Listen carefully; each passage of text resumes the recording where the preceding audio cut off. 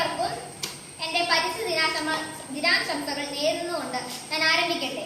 June 5 ലോക പരിസ്ഥിതി ദിനത്തിൽ നാം എല്ലാവരും ഓരോ വൃക്ഷത്തൈ നട്ടുകൊണ്ട് ആഘോഷിക്കുന്നു.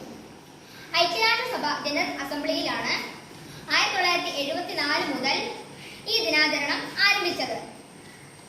ഇന്ന് നമ്മുടെ പരിസ്ഥിതി ഓരോ ദിവസം കഴിയുന്തോറും മലിനപ്പെട്ടുകൊണ്ടിരിക്കുകയാണ്. അതിനാൽ വർഷം മുഴുവനും നമ്മുടെ പരിസ്ഥിതിയെ സംരക്ഷിക്കാൻ വേണ്ടി നാം മുന്നിട്ടിറങ്ങേണ്ടതുണ്ട്.